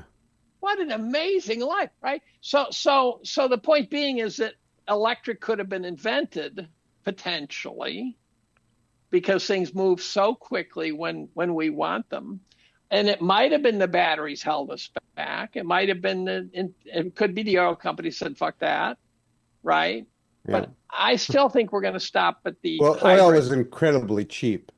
Oil up priced until everything 1990, really. What was the cost in relation, I wonder, back then versus the gas option? I don't know what they were priced at. That's something you could ask Grok. I know. You could ask Grok. You get the answer in 30 seconds. I'll tell you what they have here. They have these driverless Waymo cars all over the place in Phoenix. Uh-huh. I thought driverless was not dependable enough, and then I keep seeing these driverless cars and taxis and stuff. They're all over the place here. I mean, every day I go out, I'll see one. Do you see them on like really crowded roads and freeways? That's what I was just going to ask. Oh yeah. Right? I don't know if I've seen them on the freeways yet, but I've seen them back into little businesses that are very narrow and reverse it and get out of it. I've seen them go, side streets, but also busy streets. In fact, at one time I was on a run and a guy was getting into one of those. I go, hopefully your ex didn't order this. She's not sending you somewhere you don't want to go, like off a cliff. Yeah, CIA must love these. Is that a demo project for Phoenix or something? They started it in Tempe, only in the city of Tempe, and since then though they've expanded to the whole valley. Oh. So the whole model for cars will change because our cars spend so much time sitting there just rotting. Yeah. That we're going to go to a subscription model. Well, and there's going to be all sorts of choices like, if you get the deluxe, you'll have a car at your house within 3 minutes, and if, it's going to be just like Uber. But it's going to it'll take away all the human aspect of Uber driving, but also what about the public transportation, like the buses? But what I wonder, will these things eventually make their way to say where Jim lives, where you live, or like in Ohio, and how will they be able to function in a snowstorm? I mean, will they be able to, set up the algorithm to pump the brake if it hits black ice? I don't know. Are they going to have a robot in the passenger seat with a snow shovel? Johnny Cab. It's a Johnny Cab, like Total Recall. Well, the other thing I saw, China has instead of a charging battery mechanism, they have a thing where you pull in, like it's one of these car washes where you spray your car. You pull into this bay, something comes in, grabs the battery, pulls it out, puts a new one in, and you drive away. Yeah, there's an idea. And so I think the idea of charging, you will swap batteries when you need a new battery. I must say, though, that all of these versions of futurism sort of collide with my belief that we're entering a period of pretty gross disorder where that kind of thing is going to sound nice, but will never really happen. Just saying. I don't know. The disorder part, I understand. You couldn't have predicted a year ago that liberals would be destroying electric vehicles. But then you have on the right that everybody wants one. A year ago, it was completely reversed. Yeah. I got to get a Tesla. I got to get a Tesla. I got to get a Tesla. But a year ago, it was like resist, resist, resist. When I wrote The Lung Emergency, I failed to write a chapter about how insane the people of the USA and Western civ generally would become when their society started to unravel. I don't know why I left that one out, but that's been the most observable phenomenon so far of what we're going through. Like George Floyd. And and COVID, just the woke craziness.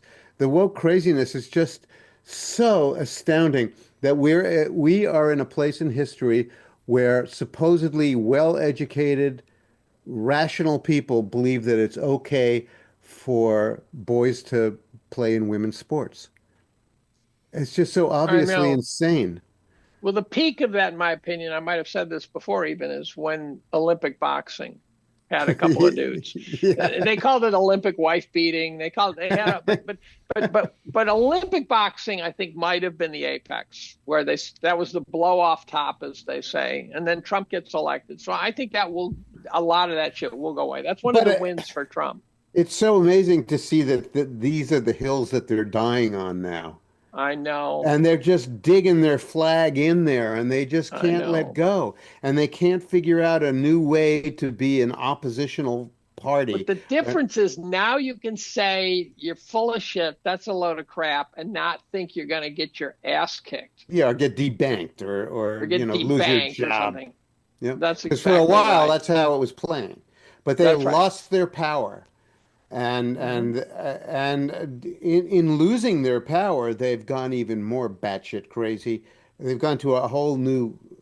They've gone to 11 on the knob, And I think gave a climate change talk to my class. How'd that go? Well, so it was an empty lecture, so I didn't need it. I chose. Wait a minute, nobody showed up? No, people showed. So what I said to the class was, I'm going to give a climate change talk. I said it's on Friday. And to give them an excuse, I handed them an excuse for not going. I said, I know that some of you may have planned to travel since I didn't schedule a lecture, so I apologize. But it gave them the ability, gave them the out to say, I'm not going, that motherfucker. I'm not going to listen to that if they wanted to. And I said, You're welcome to bring a friend if you want. And it turns out the lecture room was nearly full. A lot of faces I'd never seen, right? A lot of none. And I give a pretty good lecture. I'm actually scheduled to give it for Tom Nelson, give the same lecture for Tom Nelson on his podcast. And then it'll be recorded for YouTube. That's the key. Yay. And I'm not sure it was my class, but there were plenty of wildly enthusiastic supporters of the ideas that I was presenting. So it's a combination of showing plot, showing that there's just nothing, right? Showing plot, showing that you know, there's no change in hurricanes, there's no change in severity. And of course I deliver them, and I think I do a good job of delivering them and say any idiot can see the trend, and then you look and you go, there's no fucking trend, right? And then I've got quotes from famous scientists saying this is horseshit and this is crap. And I do the ClimateGate thing. And then I show various responses to climate change. And I show the headline suggesting that surgeons should use less anesthetic to prevent climate change, and how there'll be kidney stone epidemics because of climate change, and, you know, insane things that I've come across my screen. And at the end, the response was very favorable. One kid walked up to me. He clearly was a diehard, and he was not from my class. He said, "Do you really believe what you just said?" And I said, "Oh, totally." And he kind of shrugged like, "You fucking idiot," and walked out. And I'm thinking that that guy's in the cult, right? Yeah. But you can't take kids who are 22 years old who've been getting climate change propaganda since daycare and flip them in 1 hour. What you can do is jam a little earworm in their head and say, next time you see an article. And I said that. I said, look, if you change just because I told you, you've made a mistake. You shouldn't believe me either. You should use your own goddamn head. And then I got yelled at by the chair. What? For doing that? Well, he didn't know all the details I gave you and all the subtleties of why it wasn't the class. And he thought I just did it in class. He said, I thought we agreed that you were going to stick to chemistry. And I gave him that. And I said, also, this is science. So I didn't agree and I don't agree. And he didn't respond. I think he accepted my answer, basically. Do you have a decent relationship with this cat? I do, but I've also, you know, the kids, whenever they want to complain, which I give them reason to occasionally, they go straight to him. So he has to put out these little brush fires that I create. And I tell the class, I mean, one year I told the class, look, if you have a problem, you go to the chair, he'll pretend to care. You can go to the dean, he might pretend to care. You can send an email to the president, they've got a stack of 3 feet tall every day, right? And I said, or you can come to me and we can have a chat and we might both benefit from it, right? Are these kids? Go ahead. You're the one who. So then what happens is after that lecture where I said that, someone went to the fucking chair to complain about something. And I go, someone just went to the chair after my first lecture. And then about 2 lectures later, someone went to the chair again. And so I said, okay. Now I'm changing my tune. If you have a problem, you should go straight to the president of the university. Just go straight there. I said, by the way, I am now going to try to break a record. And I just said, and then I never got another complaint. But I basically said, you're not going to stop me now. Do you think these kids, your students, are less censorious now than they were a couple of years back? I don't know. I didn't connect very well with the class this year, and I can't tell if it's me or them. The whole class is how I describe them. And they're all nice people, but the whole class seems like the shy kid. Yeah. So there's no one in the class. There's no sort of exuberant types who are the type you would who liven a class up, who ask questions and or occasionally make a joke to me. It's only a class of 20. They can joke. How about the automatically offended? Those ones, those types who used to pop up and say, "I'm offended." Offended. I don't get that at all. I don't get that. Although they might be the ones going to the chair, but no, there's a blandness. There's a blandness. It might be the iPhone effect. Well, societies give people permission to act a certain way, and I think that our society has begun to withdraw its permission for kids to act out this That kind of is stuff. one of the theories, is that they don't know whether they can laugh. It's like when a comedian makes a joke and people are sitting there going, I don't know if I should laugh at that, right? Some Yeah. joke about the Jews or the blacks, whatever, and they go, it was funny, but I occasionally talk to someone, say I said something, and they act like, oh, when I go, why would you say that? That was a totally rational thing to say. Do you wonder part of it though with the students too though is if maybe they're not engaged because they're not as interested in being there anymore, or is it your field so specialized that that's totally different ball game versus like a finance degree or English degree? It even could be in part me, because it's conceivable I'm pulling back without knowing it. At one point I was talking to someone and I made reference to stories I used to tell, and then I realized, I go, you don't tell those stories now. And I realized that I didn't tell them and they bombed. I didn't tell them. And, raising kids, they feed you great stories. If you actually keep track of things that your kids did, there's some just hysteria, just unbelievable hysteria. And in fact, I mean, little stupid things, like my son and I are sitting in the mall. Some lady walks by. My son's maybe 4 years old. She walks by and he turns to me and he says, Tampax brand tampons. A woman knows what a woman needs. I go, what? What? I can tell about the time I tried to, it's a long story, but I basically blew a bunch of drainage from a wound of my son's into my mouth by mistake when I was trying to clean and clear a clog. I tell these stories, and I might be pulling back on the stories. Do you sometimes think though too that maybe the age gap is also playing a part in it? Could be. It could be I was younger then, but it did change pretty quickly. But I also wonder. I was talking to a 20-year-old kid a couple of weeks ago at the gym, and he dropped out of college because he goes, I just didn't see the point in any of it.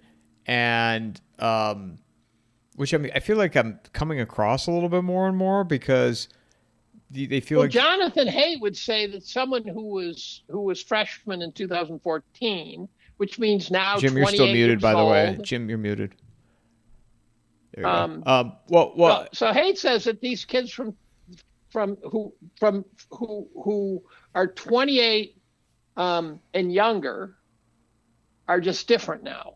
He makes a strong case that they're just different. It's the iPhone, it's social media, just something has fundamentally changed.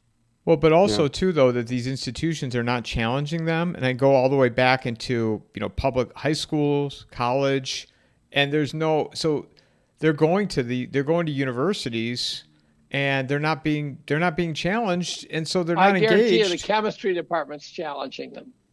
Well, maybe not chemistry. Chemistry might not be chemistry might not be a fair. That might not be a fair, because that's a specialized degree. We set curves for our first 2 years, because we had faculty members. Depending on the faculty member, the curve would be high or low, and it wasn't fair. So we set curves for the first 2 years of the chemistry courses. They haven't moved in 30 years, which means now we have the lowest grades in the university because everyone else's have drifted. So we've even been pressured by the university to lighten up. And it's because we're sort of out of line. I saw a list of the median grade across the entire university, and there are courses, maybe grad courses, who knows. There are courses with a median grade of A+. How's that possible? How's that possible? Well, if you have 4 kids and it's some literature course or something, who cares? But there are also courses, there's very few courses with a median grade in the C range. And the ones that are there, most of them are now chemistry. and so that has drifted. Cornell's held pretty well, I think. And I think places like Princeton and Harvard may have actually brought their grades down because they got totally out of control. I one time was reading fellowships and I had an application. This is for grad school fellowship. So we take some admissions, and we pool them together, and the grad school gives fellowships to recruit these kids. And I had a kid from Princeton with like a 3.9 GPA, and the registrar included a grade distribution sheet with it, so you could calibrate it. And it turns out it put her at the 28th percentile mark. And I'm going, holy shit, this kid's not even any special, right? There's nothing special to this kid. And so nothing special about the grades. Well, when I went from Cornell to Columbia to grad school, I noticed that our B- curve was the equivalent of their B+. And so it does vary. I think Penn is also pretty good with their grades. I think they've hung tough. And I happen to know that because there was a study done by my former grad school roommate, and he filled me in on what the outcome was. But we're dealing with a different crowd. Now, my colleagues have this attitude, we just have to maintain the highest possible standard, just kick their ass. There's really the sense of, not giving in. And what I say to them is, I said, look, something fundamentally has changed. We have to understand that, or you won't solve the problem. So you can't just say we're going to bust their ass. It's like the person who says, I maintained a high standard and flunked half the kids. I go, that's a broken system, right? If you flunk half your kids, we don't do that in chemistry, but if you flunk half your kids, you're doing something wrong. There's something, you have to be more flexible than that. You can't just bring them in and flunk them. So academia has a problem. Even elite colleges have a problem. I sent a kid off from my PhD, got a PhD, went to Harvard Law School. How hard do you have to work in Harvard Law School? Remember the paper chase, right? Remember that famous book? And it was, bus balls, ruthless. He said he could do all the work in 4 hours a day. I remember. They also have a buffet that's like a cruise ship. He said, I haven't paid for a meal all semester. They have a buffet 24/7. Do they have $1,000 hookers? They're probably free. Gratis. It goes on your student loan bill. I would say those are the law students, but that's a separate issue. So things have changed, and we are coping with it. We're trying to figure out what to do. One of the other things we didn't talk about, I don't know if you guys are okay for a few more minutes, but the student loan crisis that's supposed to be May 5th. They're supposed to be calling in these loans. Yeah, what are the kids going to do when their loans get called in? I had Amanda Goodall yesterday on, and she's been talking about this a lot, and I found her through Melody, and push comes to shove, though, these universities they need these student loans, or else enrollment would just plummet. So I could see them just kicking the can down the road, like they have been. Well, the other day I was looking at tuition over time. I was actually fishing into this. And one of the things you do is try to calibrate it to something else, right? And ask, how's it done? One time I thought faculty salaries must have soared or something. So I went to one of my older colleagues. This is a couple of years ago, actually. And I said, when you were in 1980, you were probably one of the highest paid guys in this department, right? And he said, yeah. And I said, could you tell me what your salary was? And he gave it to me. Now, I knew mine. I was an assistant professor, brand new. So I got a ratio of one of the highest paid guys to the assistant professor. And I was chair, so I knew the ratio of one of the highest paid guys to the assistant professors now, and it hadn't budged. So it wasn't like there was this huge expansion pay scale. Then I could compare it to how much a grad student got stipend then and now, and that ratio hadn't budged. So the staffing costs hadn't changed at all relative to each other. So I know our department has fewer staff, too. I know we're running on fewer staff than we had when I got here as an assistant professor. But if you look at tuition relative to faculty salaries, it has gone up significantly. A lot of this is that you can no longer just take in the grant, shove the money in a shoebox, run your department, and not worry about it. There's all sorts of accounting issues. A lot of it is way more bureaucracy, some of which is mandated by the fact we're tied to the state and the feds, right? And accountability. So we have an awful lot of people, just like a doctor's office, and all the staff just paying bills, right? All this dealing with all the insurance plans and stuff, right? That's changed. So, but then there's just some bloat. The dorms are better, way better. The meal plans are way better. And the question is, do you really have to treat them like kings? If you can buy a latte, we did buy lattes when I was an undergrad. I don't know about you. I didn't even know what that was. But we just drank Natural Light. That was our latte, Natural Light and Busch Light on the weekends. But if Princeton offers special food and special dorms and we don't, we're going to lose, right? So it's an arms race. What funded it? The student loans, right? So you provide. I looked at used cars the other day. You go to buy a used Subaru, 4 or 5 years old, or a used Toyota, 4 or 5 years old. It's like 20% below the list price. You mean of a new car? Of a new car. It's horrific. Go look it up. You can buy a 2020 RAV and it's like $22,000. It's ridiculous. Wow. So then, so you're getting a terrible price. Why?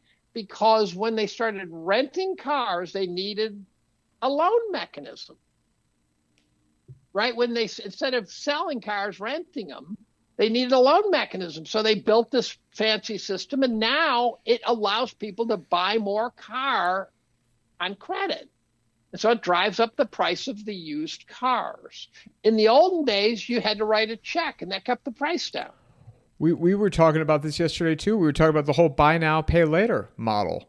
And did you know? Did you know that you can do it for as low as Grubhub or Uber Eats? You could do buy now, pay later. Or Taylor Swift tickets. Well, Taylor Swift tickets is one thing, Dave. Amanda was saying how you could have a $25 Grubhub and you could do buy now, pay later.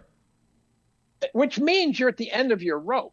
Well, I feel like that's the end of the empire. I mean, if we're getting that to you've got to move the needle that much that a $30 food order you could do buy now, pay later. And all that debt, I'm sure she said this, but all that debt is in the private debt market. So when Grubhub or Metro Mattress or whatever does a layaway like plan, which used to be they hung on to it until you paid. Now you get it and you get to pay over time. You're lazy boy. When you start getting laid off in the next recession, are you going to pay your heating bill or your lazy boy payment? And it all goes on to your heating bill. And it all goes onto your credit too. So it's showing that you did a Grubhub $30 buy now, pay later. So when you go to apply for something big, they see that and they already assess you as a high risk. But also what's true is you're not paying 22% interest, which is why it's so appealing. No, I just, it's like, look at where we're at. You can't drive. There's trillions of dollars of debt that's about to default in a heartbeat. But you can't drive. You can't drive your ass to whatever it is you're ordering food from. And then you do a buy now, pay later, and you're paying that inflated value of the delivery charge on a buy now, pay later. And you're doing takeout when you should be cooking goddamn Kraft mac and cheese at home instead of going in debt. Mm-hmm. Right? Jim, did you hear any of this? I wouldn't hesitate to eat. Make a thing of rice and throw some goddamn Hormel chili on the top of it. If you have to do takeout on debt, you shouldn't be doing takeout on a layaway. Well, what you're describing is a very badly disciplined society. Very badly disciplined. Very badly. And we're going to pay for that. And it's a sense of why bother too, right? I can't afford to buy a house. I can't afford to do this. I can't afford to do that. So it's like a fat person who indulges in getting fatter because it feels futile. And there's a lot of that literally out there. By the way, the Maha story, which I thought was a distraction, it could actually be a major cost saving plan. There could actually be a real budget budget bending component to that. Yeah, well, the cost of chronic illness is out of this world. And, Kennedy made that completely clear when he was running independently. And even after he joined the Trump campaign, he made it clear. So huge costs associated with it. But he's still been a reigning farmer. I'm going to be pissed. Never going to happen. The best thing that he could do right now, well, I mean, apart from stopping the vaccinations cold, which is a whole other mystery. I think he's about to. Yeah, people think that he's going to do it for the childhood schedule, but not for all vaccinations. Right. But the next best thing he could do would be just to get the advertising out of TV. Because that would be the end of the regime of lying by the cable news networks. But it's also 75% of their revenues, which means that it would be an instantaneous hit. Yeah, well, they would have to have a different business model ready to go. They could try delivering the news, which is what they used to do. Shocking. I know. I think it goes the other way. I think when the internet showed up, they had to go to a propaganda model to pay the bills or to get the viewers or whatever.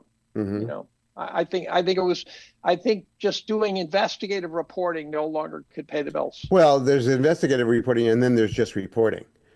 Right. I mean, the one thing we don't ever see anymore, when we were younger, and you turned on Huntley Brinkley or Walter Cronkite, most of the news broadcast was them saying, and now we go to Joe Blow in Houston, and now we go to Jane Blow in Prague. In our bureau, they don't have any correspondence in the field at all anymore. They just have people shooting their mouth off and talking out of their ass. And lying, just and bald, bare, bold-faced lying, right? Yeah. So, I gotta finish planting potatoes. Where can Dave? Where can people find you? They know where to find you, but at David B. Collum on Twitter. Jim, my blog Clusterfuck Nation comes out every Monday and Friday at about 10 o'clock in the morning or earlier. At Substack. So it's actually just Kunstler.com, Kunstler. And my books are on my website, and I just finished a book and hope that that'll be out in a few months. Podcast, you just had Jeffrey Tucker last week? Yeah, I do a podcast too, and that's on my website. I talked to Jeffrey Tucker of Brownstone a few days ago. Who's on your radar, Jim? I'm going to be talking to Merrill Nass. On there it is. And Jim sells paintings too. Yeah, there it is. Yeah. So I'm talking to Merrill Nass next Wednesday. Dr. Merrill Nass, who there you go. The geography of nowhere. My Jim swag right here. Good. There'll be a quiz. Guys, as always. Go ahead, Jim. Yeah, I got to go plant the potatoes. Guys, as always, thanks for doing this. I'm sure it won't be that long before we chat again, and we'll see where this all goes. Okay. Goodbye, my brother. Mic drop.